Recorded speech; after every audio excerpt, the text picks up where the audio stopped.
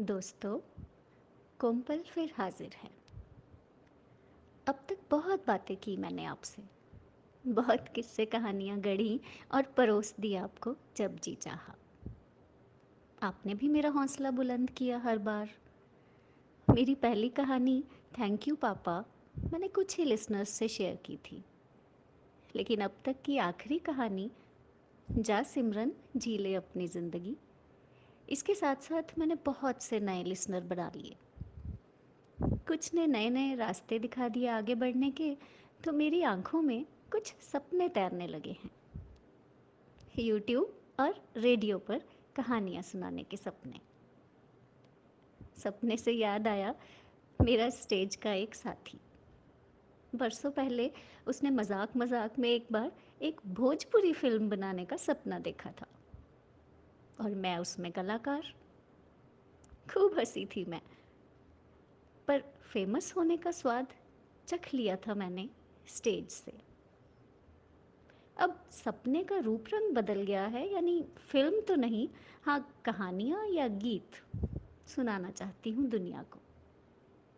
तो तैयारी चालू है दोस्तों, इसलिए शायद ये मेरी इस फॉर्मेट में आखिरी कहानी है।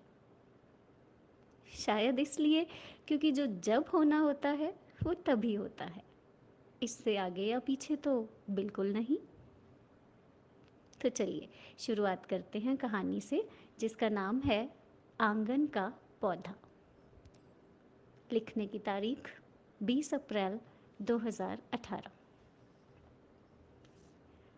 सोनिया और अमन की शादी को लगभग 5 साल बीत गए थे। धूमधाम से हुई शादी का नयापन अब हल्का पड़ने लगा था। एक दूसरे को समझने के लिए काफ़ी वक्त मिल गया था दोनों को। यही आर्ग्यूमेंट दिया करते थे दोनों जब भी घर में कोई उनसे पूछता, नया मेहमान कब आने वाला है। कभी कभी सोनिया अमन से पूछी बैठती, ये सब लोग मेहमान क्यों बोलते हैं बेबी को? मेहमान तो आकर वापस चले जाते हैं, बेबी तो वहीं रहता है उसी घर में, फिर मेहमान क्यों? अमन के पास भी इसका कोई उत्तर नहीं होता। समय बीत रहा था। अब थोड़ी चिंता हो चली थी सोनिया को। गायनेकोलॉजिस्ट के पास जाने पर चिंता और बढ़ने लगी थी। अच्छी खबर का इंतज़ार बेताबी में बदलने लगा। 2 बरस और बीत गए इस सब में। कारण ढूंढे जाने लगे। कभी सोनिया और कभी अमन, दोनों को अनेकों टेस्ट से गुजरना पड़ा। सवाल बंद हो गए जुबान से, लेकिन आंखों से पूछने जाने वाले प्रश्न बढ़ गए परिवार में। अब क्या? 7 साल हो गए थे। जाहिर था कभी कभी सोनिया चिड़चिड़ी हो जाती और कभी कभी अमन अपनी झल्लाहट काबू ना कर पाता। फिर भी परिवार के सामने दोनों कोशिश करते कि सहज दिखें। एक दिन बड़ी बुआ जी ने सलाह दी, अमन तुम लोग बच्चा गोद क्यों नहीं ले लेते? कम से कम घर में रौनक होगी, मन बहलेगा। बीज बोकर बुआ तो चली गई, लेकिन घर में ये बीज अंकुरित होने लगा। माँ बिल्कुल भी इसके पक्ष में नहीं थी, और पिताजी हमेशा की तरह चुप थे। माँ अपने विचार बेहद स्ट्रॉन्ग शब्दों में व्यक्त करती थी, किसी का खून मेरे घर में नहीं पलेगा। ना मालूम कहाँ से उठा लाओगे, ना परिवार का पता, ना संस्कारों का। सुन लो तुम, अगर बच्चा गोद लिया तो अपना इंतज़ाम कर लेना, मेरे घर पर यह सब नहीं होगा। अमन पिताजी की ओर देखता, लेकिन पिताजी घर के बाहर का रास्ता नाप लेते। अमन सोनिया को समझाने बैठ जाता। सोनिया, जब कॉन्फ्लिक्ट होती है ना, तो लोग 4 तरह से डील करते हैं, अपनी अपनी पर्सनालिटी के हिसाब से। एक खरगोश किस्म के लोग होते हैं जो कॉन्फ्लिक्ट में डर जाते हैं और सबमिट कर देते हैं। दूसरे शार्क किस्म के लोग जो हर हाल में जीतना चाहते हैं, दूसरों की एक नहीं सुनते ऐसे लोग। तीसरे टॉर्टॉइस किस्म के, जो चुपचाप अपने शेल में जा छिपते हैं क्योंकि उस सिचुएशन से भाग जाना चाहते हैं। और चौथे फॉक्स टाइप, यानी लोमड़ी, जो बीच का रास्ता ढूंढते हैं, चालाकी से या फिर इंटेलिजेंस से। तो सोनिया, माँ ज़रा शार्क हैं और पिताजी टॉर्टॉइस। तुम ठहरी खरगोश, तो मुझे ही फॉक्स बनकर कोई रास्ता तलाशना है। बस तुम सॉफ्ट खरगोश बनी मेरा साथ देती रहना, मैं भी हमेशा तुम्हारे साथ खड़ा हूँ। लेकिन सोनिया को माँ के शब्द बेहद आहत कर रहे थे। किसी का खून? सोनिया भी तो किसी और परिवार का खून थी। शायद इसी विचारधारा के कारण बहुएं बहुत साल तक घर का हिस्सा नहीं बन पाती। उन्हें प्रूव करना पड़ता है कि ससुराल के खून से उनका खून मैच करता है, और इसके लिए उन्हें स्वयं को भुला देना पड़ता है। अपने परिवार यानी अपने खून से दूरियां बनानी पड़ती हैं। सोचते सोचते सोनिया अमन से बोली, अमन, पिताजी यदि टॉर्टॉइस हैं तभी तो माँ शार्क हैं। यदि घर का मुखिया डिसीजन मेकर ना हो तो शार्क का राज तो चलेगा ही। पर यह भी सही है तुम्हारी बात कि one acts as per one's personality. चलो छोड़ो, अब सवाल ये है कि हम दोनों क्या चाहते हैं। मैं तो अडॉप्शन के हक में हूँ, और तुम? अमन बोला, सोनिया, जिंदगी हमारी है और मैं भी तो वही चाहता हूँ जो तुम चाहती हो। अमन सोनिया से बेहद प्यार करता था, और दरअसल माँ के मुंह से एक दिन सोनिया को तलाक देने की बात सुनकर मन ही मन बेहद डर गया था। माँ ने तो वकील से पूछताछ भी कर ली थी इस बारे में। कैसे एक औरत दूसरी औरत की दुश्मन होती है, इस कहावत का सच स्पष्ट दिख रहा था अमन को, और अमन अब और देर करना नहीं चाहता था। तो शुरू हुआ सिलसिला गोद लेने का। जितना आसान लगता है ऐसा कुछ था नहीं। कुछ सवाल जो सुनने में सरल हैं, उत्तर देने में उतने ही कठिन। क्या लड़का चाहिए या लड़की? अपने ही किसी रिश्तेदार का या फिर अनाथ आश्रम से? कितनी उम्र का बच्चा सही रहेगा? क्या सरोगेट मदर जैसी कोई लेटेस्ट ऑप्शन ट्राई नहीं करनी चाहिए? सलाह पर सलाह, सबके अपने विचार। बस माँ चुप थी। सोनिया से बोलना ही छोड़ दिया था उन्होंने। बीवी के हाथों मजबूर है मेरा बेटा, भोला भाला अमन। बहू बहुत तेज है, क्या करे मेरा बेटा। यही सब परोसती थी रिश्तेदारों में। सोचती कि बेटा बहू का साथ दे तो वो मजबूर, बीवी का गुलाम, और यदि दामाद बेटी का साथ दे तो हीरा। कहानी घर घर की। लेकिन माँ की इतनी नाराज़गी देखकर अमन ने अलग होने का फैसला किया। समझाया सोनिया को, सोनिया, बच्चे को खुशनुमा घर देना होगा हमें, प्यार से भरा आशियाँ। अनचाहा होने का दर्द नहीं मिलने दूंगा उसे, समझ रही हो ना तुम? माँ कभी एक्सेप्ट नहीं करेंगी उसे। फिर हम दोनों एक अलग फ्लैट में शिफ्ट हो रहे हैं बस। और दोनों अलग हो गए। खूब बवाल मचा घर में, लेकिन धीरे धीरे शांति हो गई दोनों घरों में। फिर बच्चे के लिए जगह जगह नाम लिखवाया गया, अनाथ आश्रम्स और हॉस्पिटल्स में। एक सुबह एक फ़ोन आया, जी आप बच्चा गोद लेना चाहते हैं? अभी आ जाइए। हाँ, कोई पालने में फेंक गया है अभी अभी, 2-1 दिन की लड़की है। सोनिया और अमन झटपट तैयार होने लगे। दिल में शोर बढ़ गया अचानक। कैसी होगी बच्ची?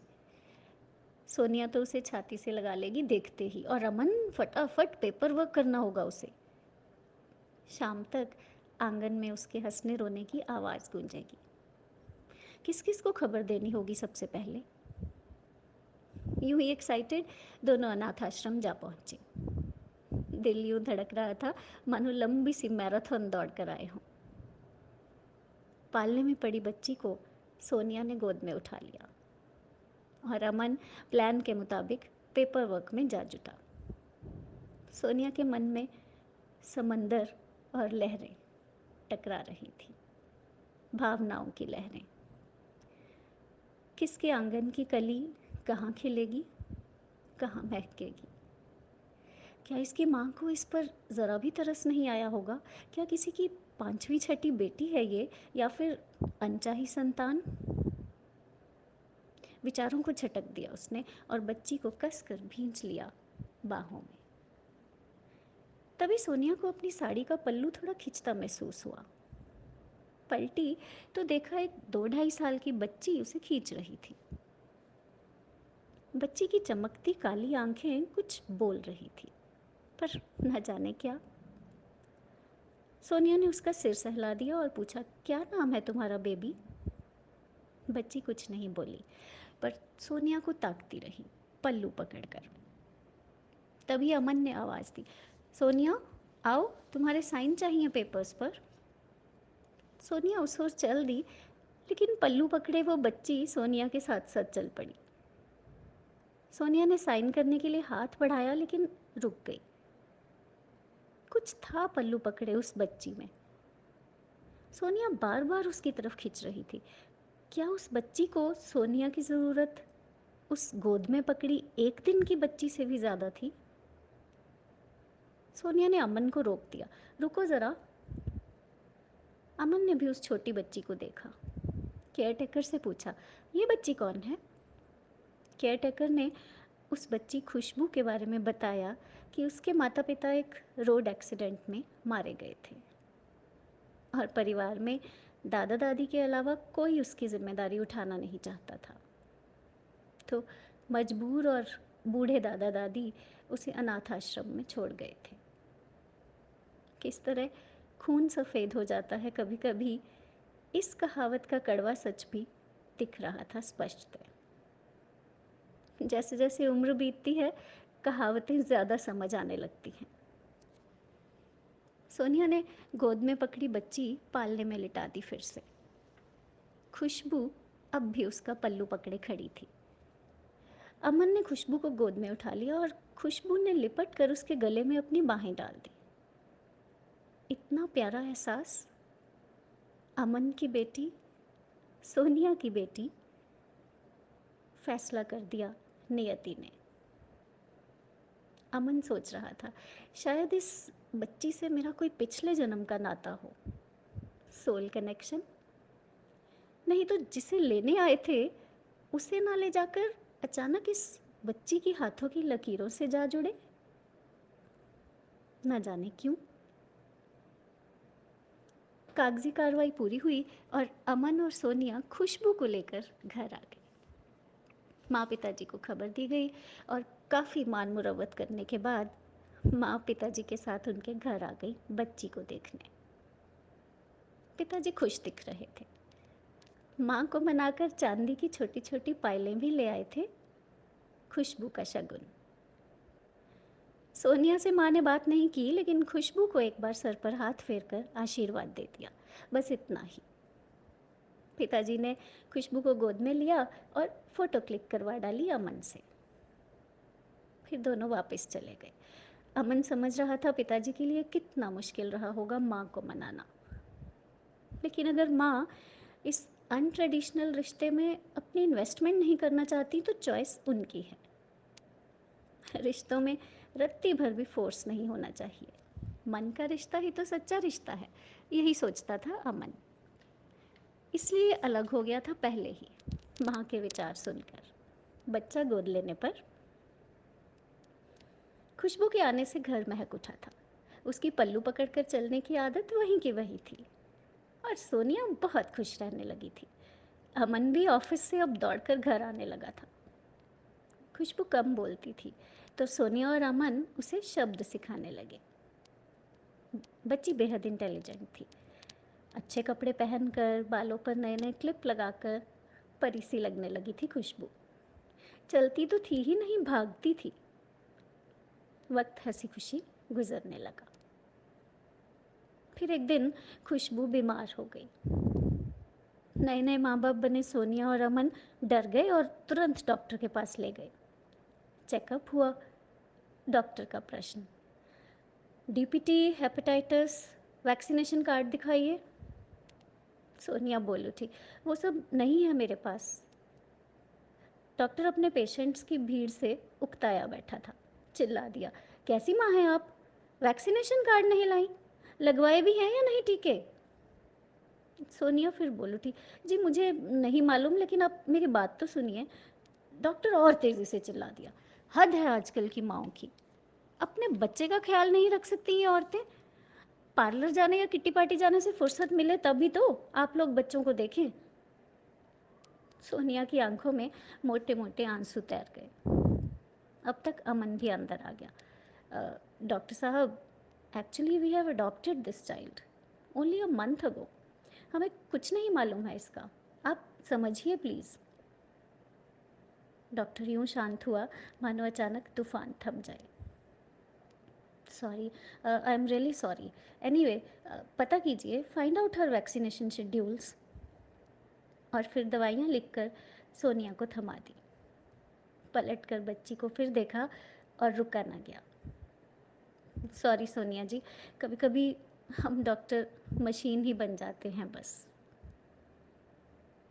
सोनिया ने घर आकर खुद को संभालने में थोड़ा वक्त लगा दिया। अमन ने समझाया, सफ़र की शुरुआत में ही घबरा जाओगी तो दुनिया को फेस कैसे करोगी? Be strong Sonia. दिन बीतते गए और कुछ महीनों में खुशबू का जन्मदिन आ गया। 3 बरस की हो रही थी वो। अमन और सोनिया ने एक पार्टी प्लान की, आसपास के बच्चों और कुछ क्लोज फैमिली फ्रेंड्स के लिए। माँ पिताजी को भी इनवाइट किया गया। पिताजी तो कभी कभी यूं भी टहलते हुए आ जाया करते थे, लेकिन माँ ने कभी इधर का रुख नहीं किया था। मलाल था इस बात का सोनिया और अमन को, लेकिन अब प्यासे को कुएं तक तो ले जा सकते हैं, पानी तो नहीं पिला सकते। कहावत का सच स्पष्ट हो रहा था। और प्यार के मामले में ये सही है कि प्यार ज़बरदस्ती का नाम तो है ही नहीं। कोमल जज्बात कठोरता से निभाए नहीं जाते। पार्टी शुरू हो गई। छोटे छोटे बच्चे म्यूज़िक पर धमाल कर रहे थे, नाच नाच कर। सोनिया और अमन कभी कभी गुब्बारे फोड़ रहे थे और कभी गेम्स खिला रहे थे बच्चों को। रौनक बिखरी थी नन्हे नन्हे पाँव से। तभी सोनिया को यूं लगा मानो मेन डोर पर कुछ आहट हुई है। ध्यान से देखा तो पर्दे के पीछे कुछ पैर दिखाई दिए। सोनिया समझ गई, माँ पिताजी आखिर आ ही गए। ईश्वर तेरी बड़ी कृपा। माँ का मन पसीज गया आखिर। सोनिया ने भागकर पर्दा हटा दिया, पर उसकी आंखें फटी की फटी रह गई। बाहर माँ पिताजी नहीं, बल्कि अनाथ आश्रम का केयर टेकर खड़ा था। हाथ जोड़कर बोला, माफ़ कीजिए, मैंने एडॉप्शन का ये नियम तोड़ दिया है कि बच्चा किस परिवार में जाएगा ये बात गुप्त रखी जाएगी। दरअसल खुशबू के दादा दादी की हालत मुझसे देखी नहीं गई और मैं इन्हें यहाँ तक ले आया। आप मुझे माफ़ कर दीजिए।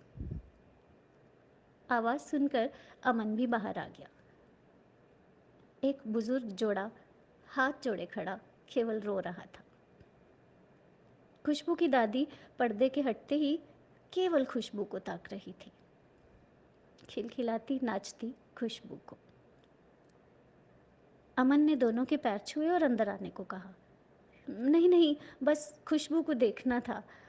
ये गुड़िया लाए थे उसके लिए, लेकिन अब उसके पास बहुत कीमती तोहफे हैं, और सबसे बढ़कर कीमती तो मम्मी डैडी हैं। बस हमें कुछ नहीं कहना है, ना कुछ समझाना है। खुश रहो तुम। हमारी खुशबू, नहीं नहीं, तुम्हारी खुशबू पर तुम्हारा साया बना रहे हमेशा। आंसू थम नहीं रहे थे दोनों के। खुशबू उन्हें पहचानती नहीं थी अब। अरसा बीत गया था, बच्ची बेहद छोटी थी तब।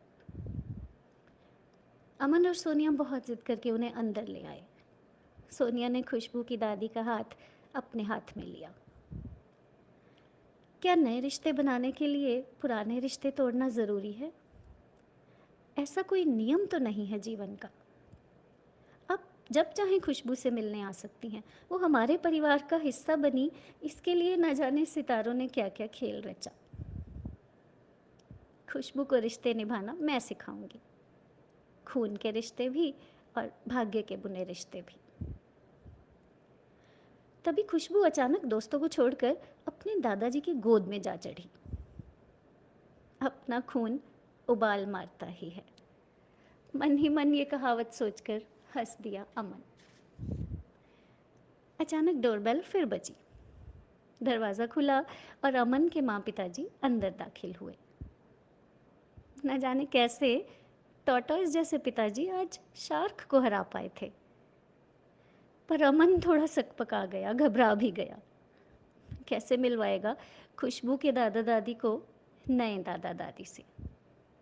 सोच ही रहा था कि माँ अंदर घुस आईं और खुशबू की दादी को देखते ही बोल उठी, अरे सुमन, तुम यहाँ कैसे? कैसे हैं सुशील जी आप? सुमन माँ की बहुत पुरानी सहेली थी जो लगभग 40 बरसों से मिली नहीं थी। वाह रे भाग्य विधाता, कौन कहता है मिरेकल्स नहीं हुआ करते? हाँ, हर किसी की ज़िंदगी में नहीं हुआ करते, ये सच है। माँ का उलझा सवाल, न जाने किसका खून है, आज सुलझ चुका था। पिताजी ने खुशबू के दादाजी की ओर अपना सर झुका दिया। आपके आंगन का पौधा हमारे घर में रोपा गया, ईश्वर की इच्छा से। जड़ें पकड़ ले अच्छे से, इसमें मदद कीजिएगा।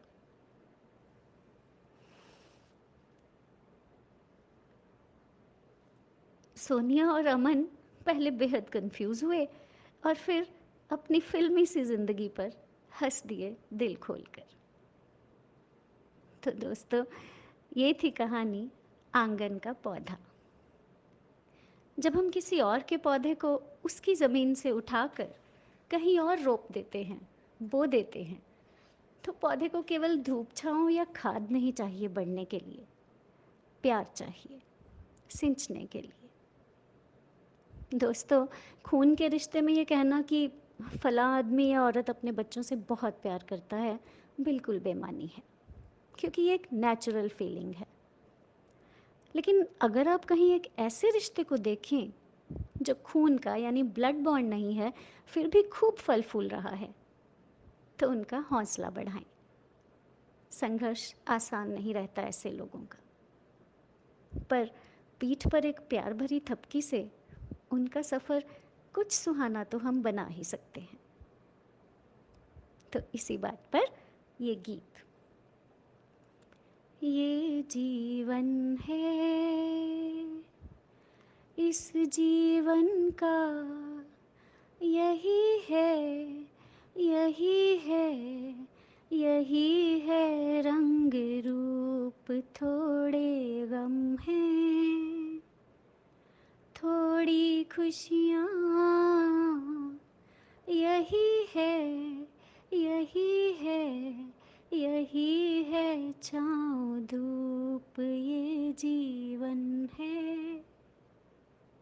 धन्यवाद।